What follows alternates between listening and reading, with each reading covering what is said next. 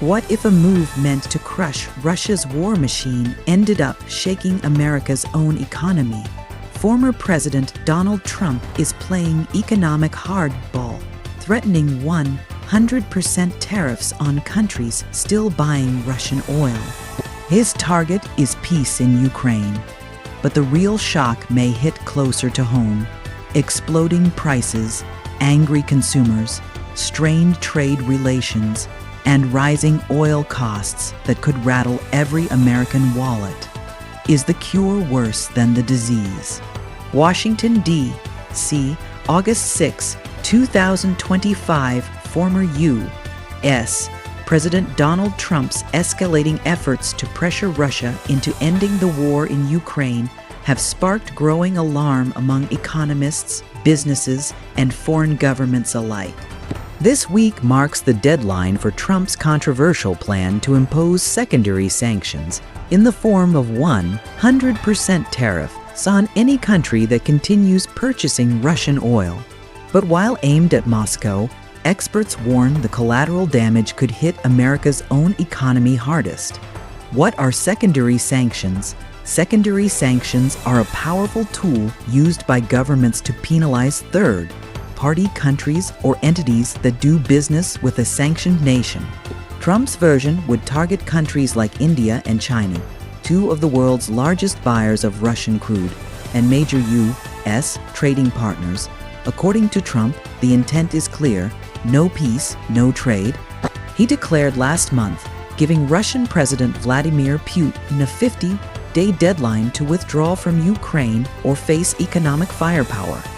That timeline has now been pushed forward to this week. India and China in the crosshairs. India and China dramatically ramped up imports of Russian crude following the 2022 invasion of Ukraine, benefiting from steep discounts after Western nations cut purchases. Today, Russia supplies 13.5% of China's crude imports, up from 7% pre-war. India imports 36% of its crude oil from Russia, more than from any other country. Trump has taken direct aim at both nations.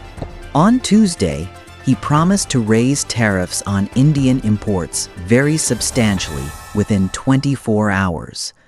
Goods from China already face 30% tariffs, but Trump is reportedly considering raising them even higher. How these sanctions could backfire despite the tough rhetoric. Economists warn of a boomerang effect that could severely harm the U.S. economy. Higher inflation. Clayton Sagel, senior fellow at the Center for Strategic and International Studies, CSIS, says punishing Russian oil buyers would result in higher import costs. This would hurt the United States economy in a material way. He warned, citing expected rises in inflation and consumer prices, more expensive goods. China is a key supplier of electronics, apparel, and household goods. Additional tariffs could make products like iPhones, laptops, and appliances even more expensive.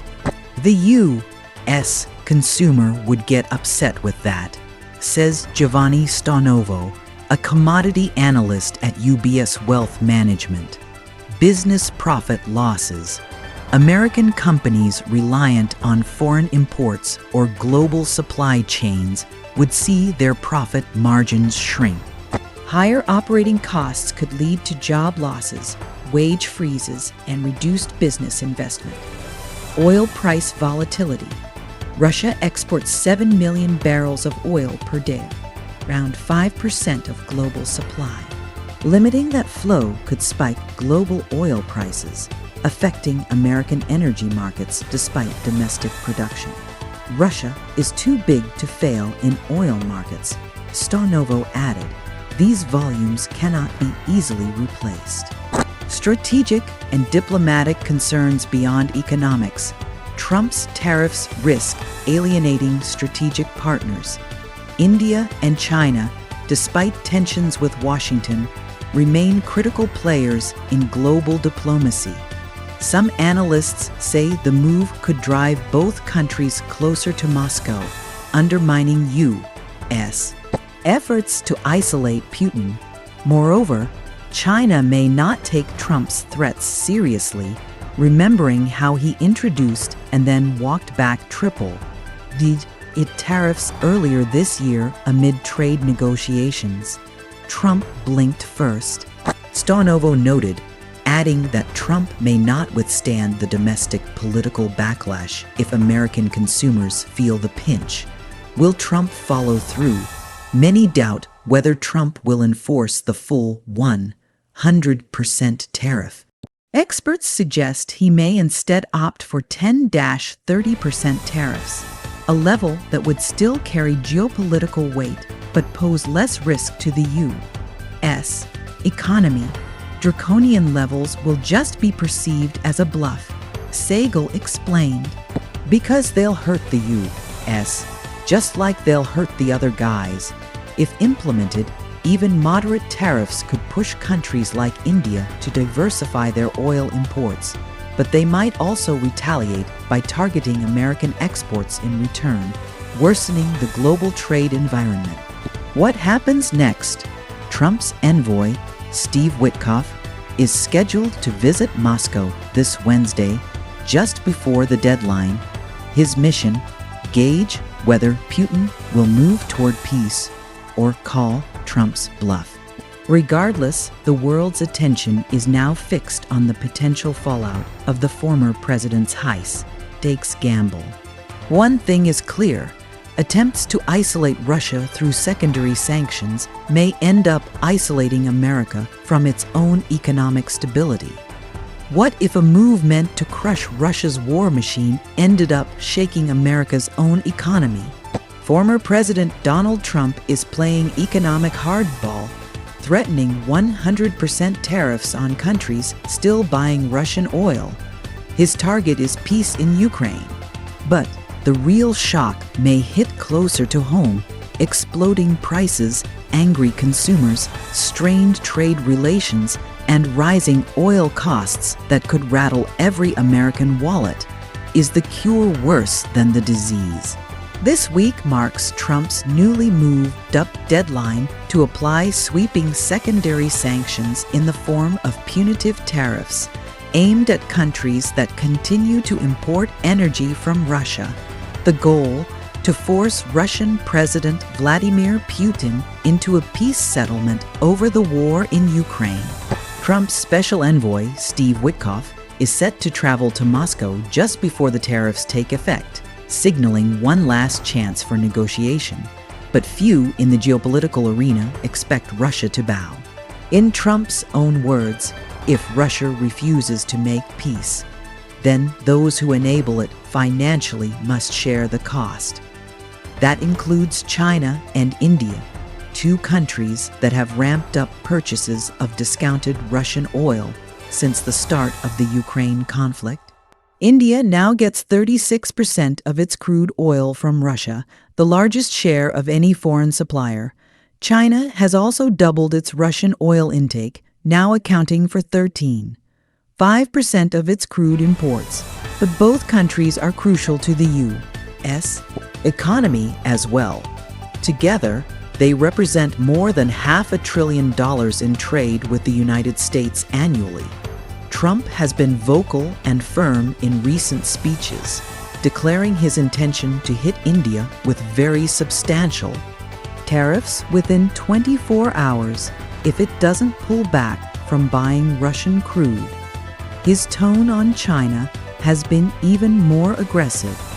They want to play both sides, he said at a recent rally, but they can't take our markets and fund Putin's war machine at the same time. He warned that the 30% tariffs already in place on Chinese goods could rise even higher under his leadership. In Russia, the government has publicly dismissed the threat. Officials in Moscow have stated they will not change their military policy in Ukraine in response to what they label as economic blackmail. Kremlin insiders describe the tariffs as a desperate move by the U.S. to control global energy flows, adding that Russia has already diversified its markets and built stronger economic bridges with Asia. Russian state media has also amplified messages of resilience, showing record volumes of oil exports to India and China, and touting the weak enforcement of previous Western sanctions as a sign that Russia can survive even tougher measures. Inside Ukraine, the mood is mixed. On one hand, any pressure that forces Russia to the negotiating table is welcomed. Ukrainian officials have cautiously supported Trump's stance, but there is skepticism about whether economic sanctions alone can deliver peace. Some argue that relying solely on oil-based pressure without additional military or diplomatic efforts could give Putin time to fortify his position.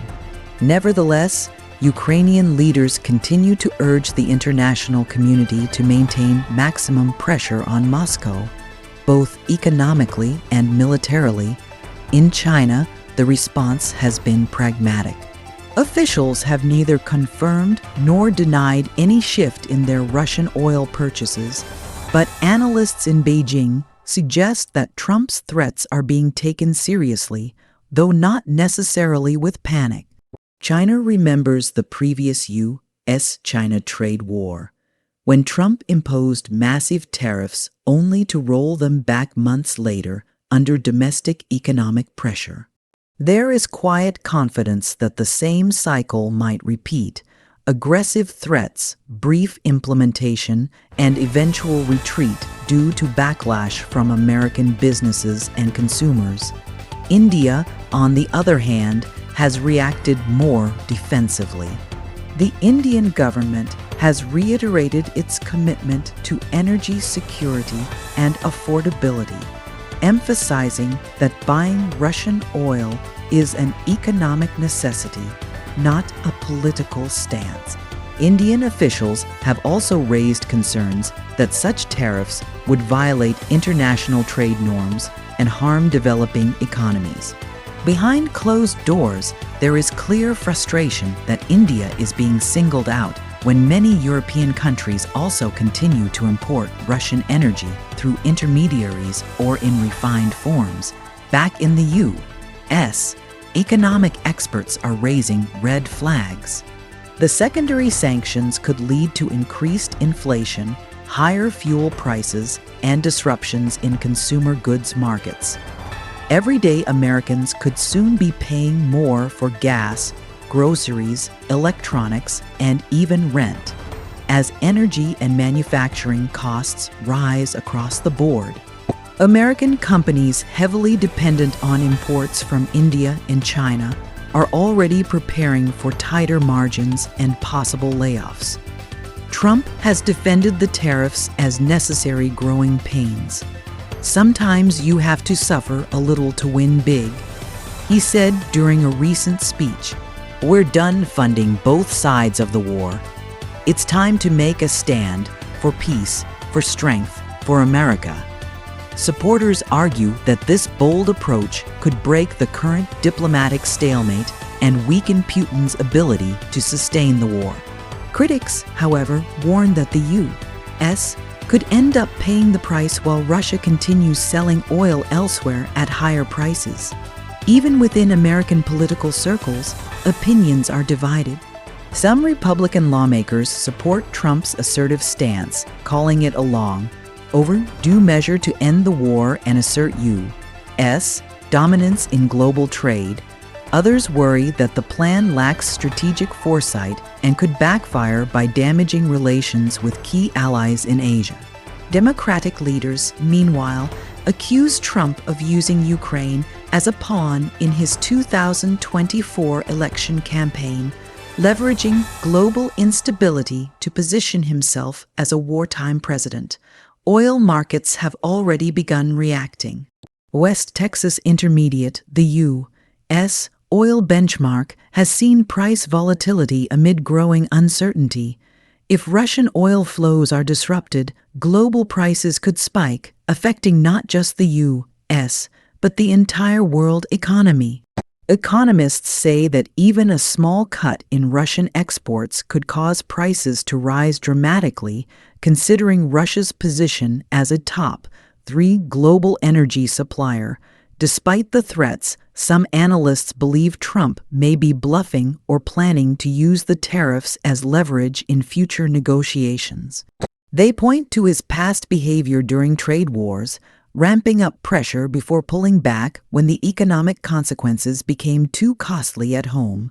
For now, the world is watching and waiting. Trump's strategy has the potential to shake the geopolitical order. But whether it brings peace to Ukraine or pain to America remains to be seen. The balance between force and fallout has never been more delicate.